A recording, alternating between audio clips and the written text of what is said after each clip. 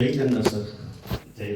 My question to you, sir, today is a platform where two giants have come together and signed the MOU.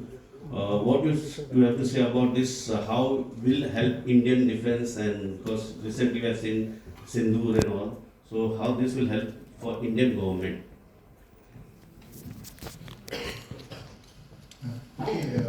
When I said I quoted the CDS. Drones are the revolutionary change that they bring to warfare today. And this is the future what we're going to be fighting. We've seen this happen in the current conflicts which are going on, sustained conflicts which are going on. So if we have to be remaining ahead of this loop, we cannot be looking at importing transactional relationships. Most of the other companies that I have fortunately dealt with whole segment of, almost a complete segment of the industry today. We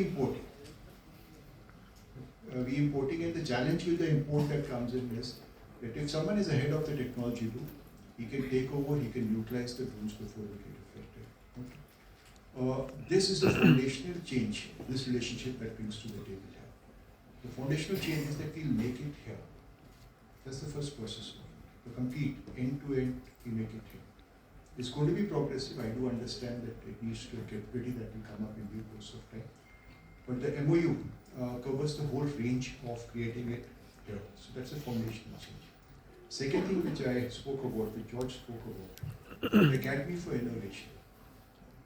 If you take your mind back to the recent conflict of Russia and Ukraine, the very innovative utilization of drones, which utilize strategic areas operations. So we need disruptive minds that take it forward.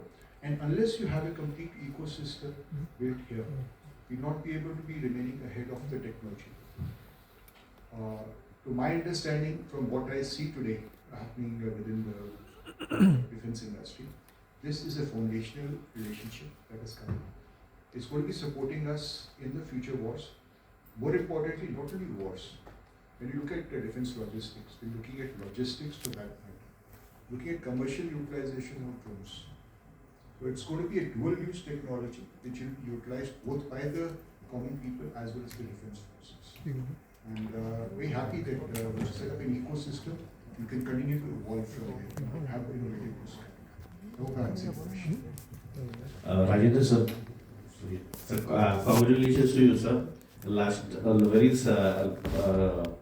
yesterday month I can see you have done a launch of a semiconductor, and that's also good, great technology. And today you're launching this thing. So what is next for you after this?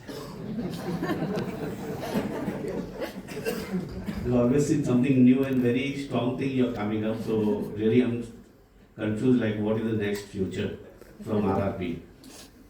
I think, there's a lot of things that George has told me, which I want to keep it under the carpet. I really like the way George spoke. He spoke from his heart. He's a mind man, he's a technology man, but today what he spoke was from the heart. And when heart and heart meets, I think it's going to be a very lethal combination. But I think my mentor has been Dr. Kakodkar sir. And I have a target that, I have to create a nano diamond battery. Which will be the most effective battery, which has a shelf life of 24,000 years. And this is something which is next on my card. And I'm glad that I've got these guys with me who's going to help me in doing that. We are almost 30% in the technology. We need another 70%. So I have a target of 1,000 days, and I want to do it before that. So that's my next project.